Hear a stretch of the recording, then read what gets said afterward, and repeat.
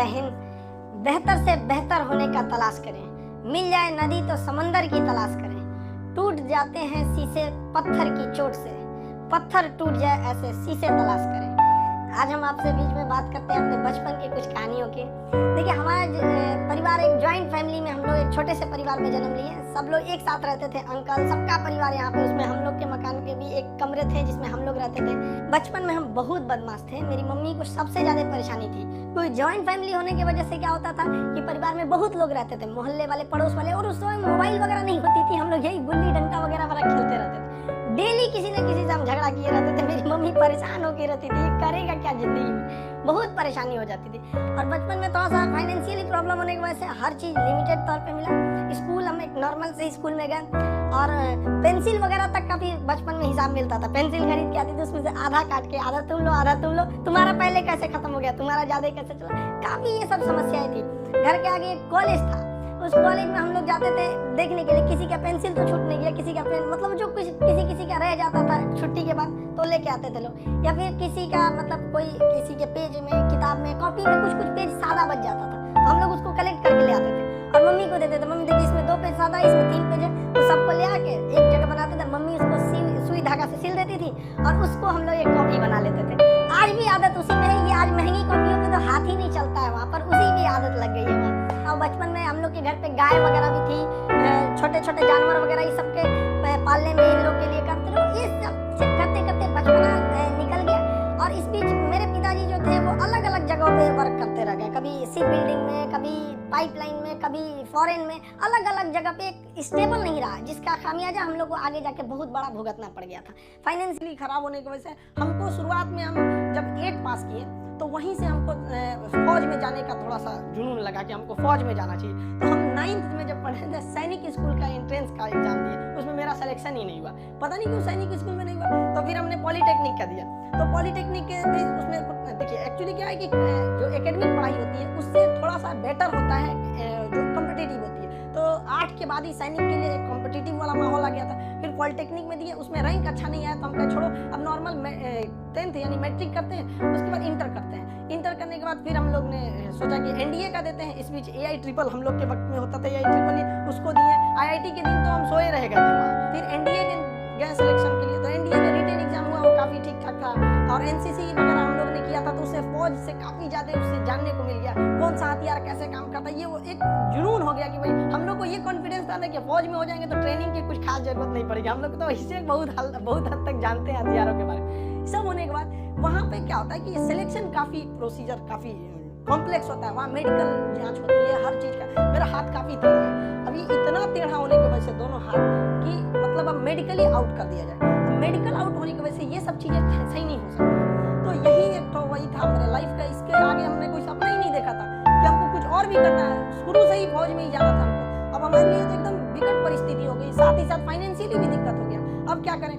तो normal inter था मेरा, फिर एक नॉर्मल ग्रेजुएशन किए, ग्रेजुएशन BSc। अब इसमें फाइनेंशियली दिक्कत भी बहुत ज़्यादा आ गई। इन दिक्कत में सबसे ज़्यादा साथ दिया मेरे 3 दोस्तों ने, सोनू, पवन, हेमंत। ये 3 दोस्तों ने हमारा बहुत ज़्यादा हेल्प किया, और हम सबसे खुशनसीब है, हम ये कह सकते हैं कि दोस्त हमें बड़ा बढ़िया मिले।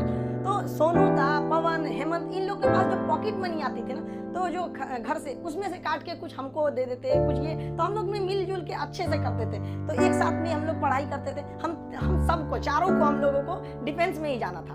अब हम लोग ने क्या किया भाई, बाकी लोग की फाइनेंशियली ठीक थी, हेमंत की भी सही नहीं थी, तो वो सेल्फ डिपेंडेंट था। तो हेमंत ने कहा कि एक काम कर दो भाई, चलो तुम भी को टीचिंग में ले आते हैं। तो उसने क्या किया, हमको एक होम ट्यूशन के पास ले गया पढ़ाने के लिए। होम ट्यूशन, अब हम लोग को बच्चों को उतना पढ़ाने का आइडिया नहीं, बस उसको लड़का बहुत पढ़ने में कमजोर था, और उसको होम ट्यूशन पढ़ाया गया ना, स्कूल में बहुत अच्छा टॉप पे आ गया वो। उसके घर वाले काफी खुश हुए सब, और वो बहुत अच्छा सा पढ़ रहा था। इसी बीच उसने कहा कि चलो तुम्हें एक कोचिंग में इंट्रोड्यूस करते हैं। तो एक कोचिंग में गए, वहाँ पे मतलब काफ़ी स्टूडेंट जो थे, मतलब बहुत ज़्यादा नहीं थे, नॉर्मल था कोचिंग वहाँ पे। वहाँ हम गए तो हमको फर्स्ट दिन केवल 6 लड़के मिले, और 6 लड़के में अजीब सा माहौल हो गया। वो हमको, मेरी दाढ़ी उड़ी भी नहीं थी, तो अजीब से उनको लगा कि तो हम ही लोग के बीच का है। तो हम 6 बच्चे को पढ़ाए, हमको भी खुद एम्बेरस फील हो रहा था कि ये लोग हमको उस तरह से देख क्यों नहीं रहे हैं। अब उसको 6 लड़कों से अगले दिन वो 50 हो गए, फिर 100, 150, इतना तेज बढ़ने लगा। अब वो कोचिंग वाला जो था उसको लगा कि नहीं, पैसा तो ठीक आ रहा है यहाँ पे, ये तो ठीक ठाक है। तो उन्होंने हमको कह दिया कि भाई देखिए सर, आपको अपना नाम, पता, एड्रेस, मोबाइल नंबर कुछ भी नहीं देना है। हमको जरूरत भी नहीं है इसकी, हमको चुपचाप पीजी वगैरह करना है यहाँ पे। हमारी तो फौज का सपना टूटा था, समझ में नहीं आ रहा था करे क्या करें यहाँ पर, क्योंकि लाइफ बड़ी अजीब चीज होती है। जब तक आपको समझ में आएगी आधी बीत चुकी रहती है। यहाँ लाइफ में क्या होता है, सोचेंगे क्या बनेंगे, क्या ख्वाहिश कुछ और चीज की रहती है। यही है जिंदगी, सबको इसी के साथ चलना रहता है। हमने कहा कोई बात नहीं, उन्होंने कहा कि चलो भाई हमारा उनको नाम पता था तो टाइटल के वजह से उन्होंने खान नाम दे दिया, खान से धीरे धीरे वहाँ पे पढ़ाते रहे। वहाँ पे लड़के बहुत हो गए। वो कोचिंग वालों को पैसा ज्यादा दिखता था, घर में हमें बच्चों का करियर दिखता था। वो कहते थे कि सर इतनी कम फी में आप इतना क्यों बता रहे हो। उनके सर हम कैसे करें, उनके साथ किस तरह से हम कह देंगे कि तुम्हें कम है। इस वजह से थोड़ा सा टसल हो गया, हमको वो छोड़ना पड़ गया कोचिंग। फिर दूसरे जगह गए, तीसरे जगह, उसके बाद से हम लोग ने यहाँ पर आके अपना खान जीएस रिसर्च सेंटर किए। तो हमारा यहाँ पे कुछ खास जानकारी नहीं थी पटना में, क्योंकि हम लोग गांव एरिया से आए थे। तो यहाँ पे कुछ पार्टनर्स वगैरह को कुछ ढूंढे यहाँ के लोगों को, उन लोगों ने तो सत्यानाश ही कर दिया। उन लोगों ने सारा चीज 6 महीने बाद उन लोगों का फुल प्लानिंग था कि कोचिंग को हड़प लेना है। उन लोगों ने कहा कि बेंच भी मेरा, कुर्सी मेरा, पंखा में सब कुछ। हम तो परेशान हो गए, मेरे पास कुछ भी नहीं बचा। ये हाल कर दिया लोगों ने कि हमारे जेब में केवल 40 रुपया बचे थे और घर लौटने के लिए 90 रुपए चाहिए था। हम परेशान हो गए, भाई कम से कम 90 तो छोड़ो, घर चले जाए यार पे, यहाँ पे क्या कर दिया। कोई दिमाग काम नहीं कर रहा था। तो गंगा के किनारे हम बैठे थे शाम के वक्त में, टेंशन में। यहाँ पर सोचे कि अब टेंशन में जाएंगे अब रूम। तो यहाँ से जब रूम पे गए, वहाँ पे पता चला दरवाजा खटखटाया तो कोई खोल ही नहीं रहा था। बड़ा देर बाद खोले तो मुझे कहाँ थे, यहीं पे नदी बैठे थे टेंशन में। कितना टाइम हो रहा है, हमको यही 7-8 बज रहा होगा। उन्होंने कहा कि घड़ी देखो। हम देखे रात का 2:30 बज गया था। टेंशन से ना दिमाग काम नहीं कर रहा था, क्या करे क्या नहीं, अजीब सा माहौल हो गया था। अब हमको समझ में आ गया कि भाई हमारे पास केवल 40 बचा है, यानी ऊपर वाला हमको रोक रहा है यहाँ पर किसी ना किसी वजह से, तो हमें रुकना चाहिए। अब फाइनली हमने भी डिसाइड कर लिया कि अब हमको अपने फिर से एक नई शुरुआत करनी है। इस बीच हमको एक अनुभव मिला कि भाई सब पर आप आंख बंद करके भरोसा नहीं कर सकते। अब टीचर और स्टूडेंट का एक रिलेशन भारत में बहुत बेहतरीन है, ये आदिकाल से देखा जाता है। तो हमने क्या किया ना, अब कोचिंग्स में ना स्टूडेंट्स जो थे, बहुत जो पुराने थे, जिनका मान के चले कहीं जॉब हो गया, अभी ज्वाइनिंग लेटर का वेट कर रहे हैं ऐसे, तो उन लोगों को रखे भाई देखो हम लोग को फिर से शुरुआत करनी है, क्योंकि ऐसे हम लोग छोड़ नहीं सकते हैं। क्योंकि यहाँ पे क्या हो गया कि कोचिंग एक इंडस्ट्री बन चुका है, लोग इसको इनकम सोच रहे हैं। अब हम लोग आंख में इसलिए खटकते थे, हम लोग के लिए पैसे मायने नहीं रखते थे, लड़कों का पढ़ाई मायने रखता था। तो प्रॉब्लम तो सबको हो रही थी, तो हम लोगों को ये शुरुआत करनी थी। अब शुरुआत किए कैसे तैसे, थोड़ा बहुत पैसे से स्टार्ट किए लोग। अब वहाँ पे क्या है कि जो गरीब है पैसे मत दो भैया, विकलांग हो मत दो, कभी कोई इस तरह से जोर नहीं दिया गया। इस वजह से ही फाइनेंशियल प्रॉब्लम है। अगर अदरवाइज में आदमी पैसे के पीछे पड़ा रहता तो कोई प्रॉब्लम नहीं था। इस बीच हमारे कोचिंग पे बम चल गया, तबातोड़ बम चल रहा है। हमको अजीब सा लग गया कि भाई हम कोचिंग में कि बॉर्डर पे खड़े हैं, हमारा सपना तो नहीं पूरा हो गया, हम फौज में आ गए। लीजिए देख रहे पूरा अफरा तफरी मचा हुआ है बम से, इतनी तबाही हो गई। हमको मतलब एकदम लास्ट में आ गए कि हमको अभी लगता है यहाँ से छोड़ देना पड़े। फिर लड़कों ने कहा कि सर आप हाँ हिम्मत मत हारिए। हमारे कोचिंग में, हमारा जो कैंपस है इसके अगल बगल में 17 कोचिंग है, सबका शटर बंद हो गया, सब लोग भाग गए। लोग हम लोग अकेले, भाई कम से कम कोई पूछते भी आता तो कम से कम एक सहानुभूति लगती है। लेकिन लड़के आए, लड़कियां तक आई, सर कोई बात नहीं आप खोलिए, हम लोग कल पढ़ेंगे लोग, यहाँ कितनों बम चले यहाँ पे। तो हम क्या किए, पूरे कैंपस में मेरे कोचिंग पे सुबह में बम चला था, शाम वाले बैच में पूरे फुल प्लेजेड से स्टूडेंट आए थे, और जो बच्चे पढ़ रहे थे उसके अगले बैच के बच्चे नीचे खड़े होकर कह रहे थे कि अगर बम चलेगा तो पहले हमारे ऊपर बम चलेगा, कोचिंग को कुछ नहीं होने देंगे। बहुत हेल्प हुआ हमको यहाँ पर, बच्चों ने ही हमको बहुत ज्यादा सपोर्ट किया। और धीरे धीरे ऊपर वाला सबको देखते रहता है, क्योंकि हम दूसरे के सीसीटीवी कैमरे से बच सकते हैं, ऊपर वाले के सीसीटीवी कैमरे से नहीं बच सकते हैं। और अचानक साथ मिला, सारे बच्चे देखते देखते हमने बच्चों के लिए लाइब्रेरी भी डाला, और पटना का सबसे बड़ा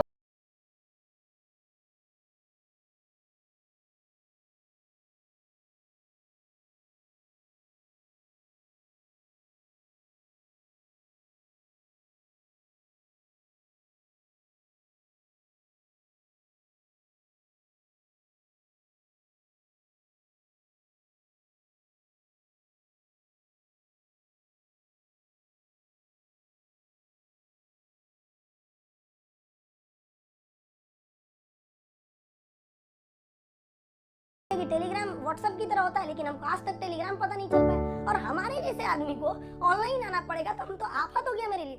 तो हमारे गांव पे मेरा दोस्त था, उसकी फोटोकॉपी की दुकान थी, छोटी सी शॉप थी फोटोकॉपी की। अब आप समझ सकते हैं फोटोकॉपी की दुकान पे क्या इंफ्रास्ट्रक्चर, कितनी बड़ी बिल्डिंग तो होगी नहीं, छोटा सा जगह था। अब वो शटर सामने थी, शटर गिराते थे लोग, एक लकड़ी का पलाई बनाए उस पर पढ़ाना चालू किया। पता चला सामने से पुलिस की गाड़ी जाती थी, तो शटर के अंदर हम लोग पड़े हैं, पसीना हो रहा है,